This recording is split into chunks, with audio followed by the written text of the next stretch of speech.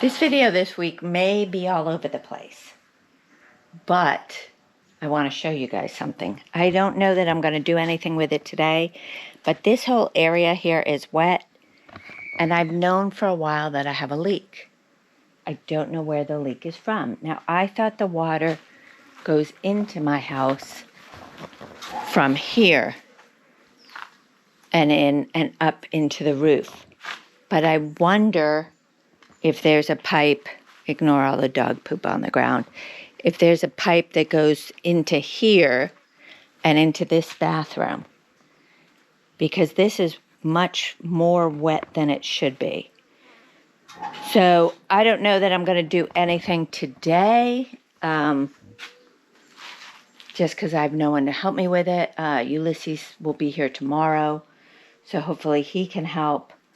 But if that is where the leak is, that is actually a great thing to have found it. Because right now I'm not using my pump all the time because it goes off every few minutes. Now right now the washing machine is going, but it's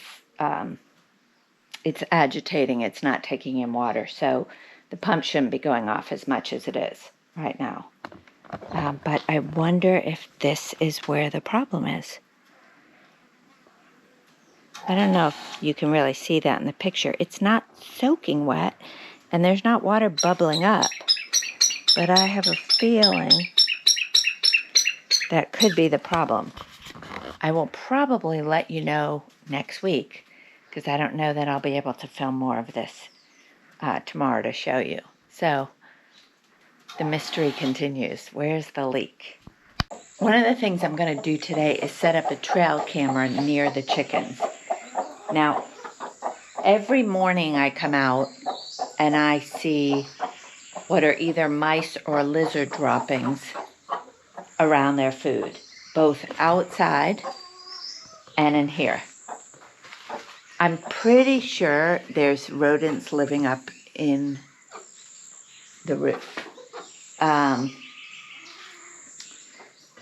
can't set traps in here for fear of hurting the chickens. So what I'm thinking I'll do is set up a trail camera in here and see where they run through here, which I think they do. The dogs are right next door, and they have caught some of the mice. So I'm going to set up a camera and see if I could figure something out. So here we go. So this is my trail camera. It's a really simple camera. It has Wi-Fi. And I think what I'm going to do is just put it on the ground and hope it doesn't fall over. It has a strap, but there's really nothing to attach a strap to. I should probably, I'm just making sure I know which part is on. I should probably clean up this room first, but I didn't bring a mask down with me, and I think if there's rodent droppings, I'd rather be wearing a mask. So what I am going to do is turn the camera on and just sit it down here. Close that up.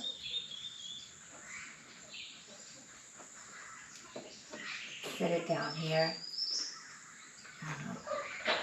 As upright as I can. And hope that I catch something before it falls over. And if I do, I'll show you what I caught.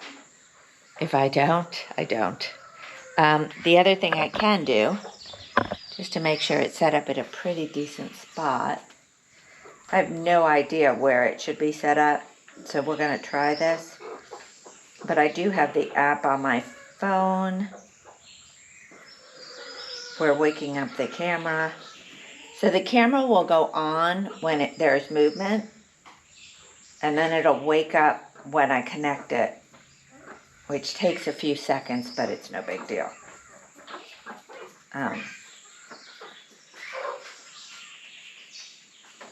Okay, it says 56 seconds left, but I don't think it's, oh, here we go. So,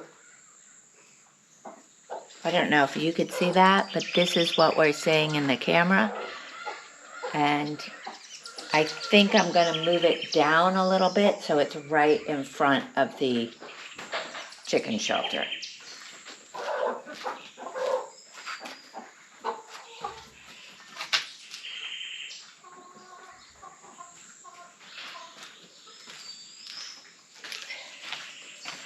Okay, so it's still really the same thing, if you can see that. And we'll, like I said, if it captures anything tonight or today, I'll show that to you.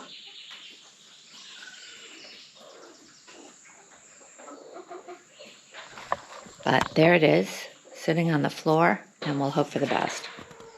A quick update on the ducks. So last week I told you the ducks were doing great, and right after I turned the camera off, I realized one of the ducks was not doing great. It was this one, the multicolored one. I'm pretty positive he's a boy. And it was either him or the one that looks just like him. There are, I think, just those two boys. And he was not walking well. So I figured it was a niacin deficiency because my ducks do eat chicken feed. They eat layer feed. And for those of you that don't know, in the U.S., they'd never give the ducks chicken feed.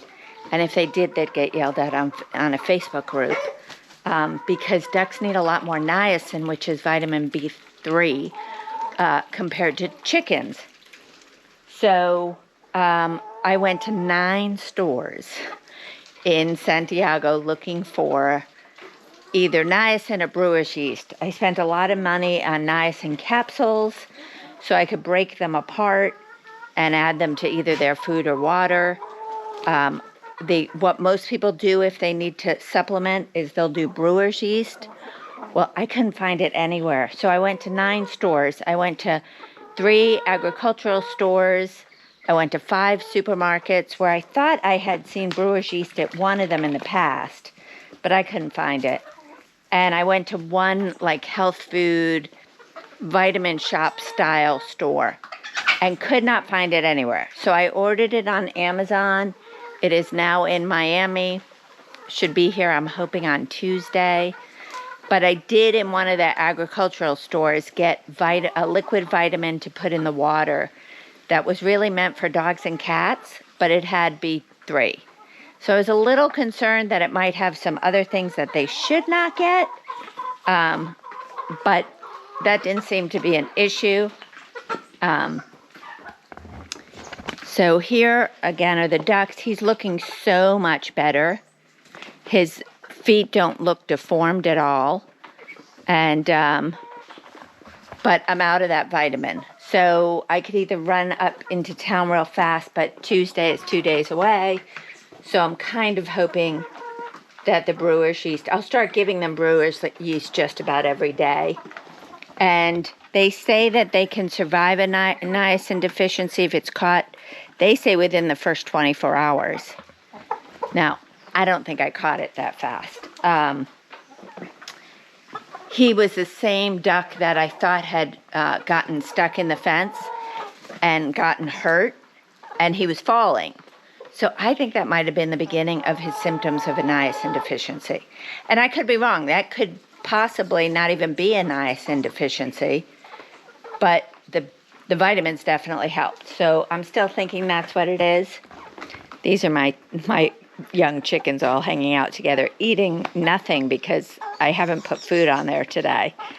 But they're afraid of everyone else. I'm going to let them in the room soon.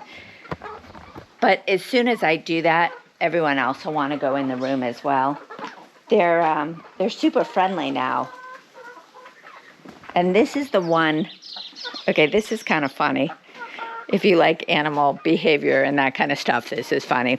So this is the white chicken that kept going into their room when they were babies, not babies, about a month or so ago. When I started opening up the door, this was the one chicken that every day would go eat their food. So I think she thinks she's part of their group, and they don't. You see, they all walked away from her. So I actually came down here to cut down some of the banana trees. I was told to cut them all down because they do have that fungus. And I'm cutting a few a day. What I'm trying to do is cut a few that have good leaves for the sheep, and I'm bringing the leaves to the sheep, and I'm trying to cut at least one that has bananas on it and then chopping them up. You can see the remnants from yesterday. I chop them up, and then the chickens and whatnot pick at them wherever they can get at them. So we're going to do that now. I'm not going to show that on camera because I don't think that'll be too exciting. But, okay, I don't know if I showed this before, but this is what the fungus can do to the bananas themselves. It just spreads throughout the bananas. Doesn't seem to affect the chickens. They eat it. I don't give those types of bananas to the sheep, just to the chickens. But it doesn't seem to affect them. They're not running for it either. If they don't eat it, that's fine. So that's the worst ones I've seen yet. Usually they just have a little bit of the brown in the banana. There is so much going on here today, and I have not picked up my camera. So Ulysses is fixing a leak we found right here. He already cut it. And the guys are cutting down my super huge pear tree. And we put a new battery in the truck, and we're now letting the guys who are taking the trees use the truck, load the truck, and they're actually going to pay me for that. Not much, but still worth it. And so my truck is now working. The new battery works great. I am going to, here it is. Here's the truck. Lester's been following me around because he knows I'm kind of in the middle of eating my lunch. I had to go to Santiago. I delivered eggs, and then dropped a dozen. I was delivering 3 dozen eggs. I dropped a dozen. So they're going to load up the wood that's left and pay me to use the truck. And I don't know if I mentioned, but I haven't driven a manual transmission in, I say 20 years, but it's probably been 30 years. And so I'm going to practice in the pasture once they're done, but the truck now works, so that's great. But it's been a busy day here on the farm, and I've been in Santiago for most of it. The other thing we're going to do today is they're cutting down the pear tree, but under the pear tree there were 3 seedlings of the domestic mahogany, not the African mahogany. And so they pulled those out beforehand. I already planted one, but I'm going to have Ulysses plant the other 2 because I don't think I went quite deep enough. There goes the tree. I don't know if I caught that.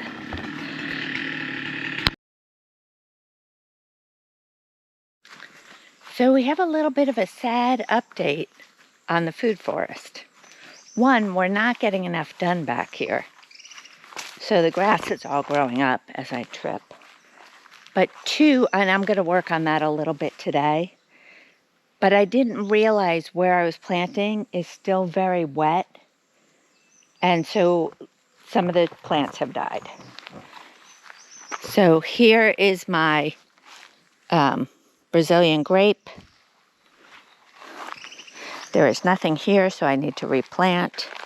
My moringa is not doing well. It's coming back. We've had some, this is one I planted. This is the one where we planted the stick, and it's still alive, but it's not doing anything. So I'm leaving them both there. My coffee plants are doing okay.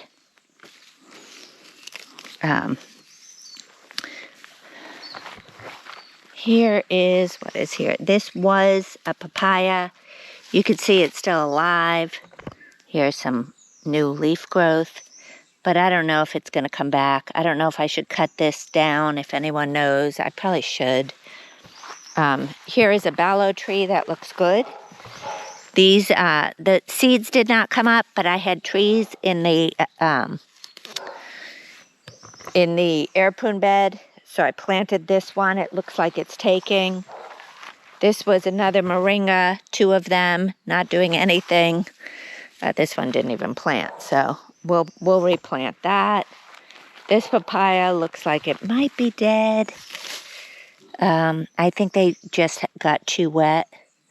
It's still alive, but I don't know if it'll come back. And then even my plantain doesn't look great, although it's got some new leaves coming out, so we'll see. And then I put another ballow tree here, which looks fine. So the ballow seems to do well here. So I may replace the moringa with ballow. I may replace the papaya with ballow. But I do want papaya back here for sure. The one great thing about papaya is it can be used really as a fruit or a vegetable. It's great once it ripens and it's sweet as a fruit, but you can actually take green papaya and use it in salads and whatnot like a vegetable. Now here is my lemongrass. I think what I'm going to do is cut some of the tops off. It's really too long. I probably should have done that before we planted. And we did put some of the other cane grass in here. That doesn't seem to be doing well. So we're going to leave this, see if it comes back. Baby it a little now that I'm less afraid of a lizard in there. Not afraid, just less afraid. And then this next row will be more of the lemongrass and the cane grass, and next to that we'll do the yucca, the pineapple, and some moringa because I have so much. I actually may put the moringa in today. This is an orange tree we cut back. It looks like it's doing really well. It's only going to give us the bitter oranges, although it looks, yeah, it's got thorns. I'm pretty sure that's what it is, even above the graft, if there is one. And this one's coming back really well too, so they just tend to do really well here. So we're going to leave these and see what happens. Here's an orange tree that has fruit on it. There's an orange tree that has a wasp nest in it. We'll have to get rid of that. I don't mind the wasps, but they do get aggressive after a while. I think what I'm going to do today is come through and cut the lemongrass so that it has a chance. I don't know if that'll give it a chance, but my gut feeling is it will. If anyone knows, please comment. I did forget to show you my cacao trees actually look really good. They're the one thing that's, well, one of them looks really good. The other one may also be getting too wet. But this cacao looks great. It also has less grass around it, so it's not competing. This papaya looks good, and this cacao actually looks good as well. It doesn't look as good and as healthy, but it doesn't look bad. So I may work on some of this today. I also have the garden. I'll show you the covered garden. It's really warm in there, and we had a little rain last night, but no real rain for days. So, which is not normal during the rainy season. So we'll see how that's going. See what's going on inside there. And then up here we can definitely do more rows. But my plan was to wait a year or two, but I'm so disappointed with what's going on here. We'll have to see. We got a lot of little things done on the homestead this week. We fixed the leak. We had the pear tree taken down. We got the car running, or the truck running well, finally. And a lot of the little things with the garden and the animals. And that's it for this week. So hopefully we'll see you next week. And if you'd like to follow along, please subscribe and hit the bell so that you're notified when a new video comes out. If you know of anyone else that's interested in farming, homesteading, or having a small piece of land in Panama, please pass this video along to them, and we'll see you next week. Bye.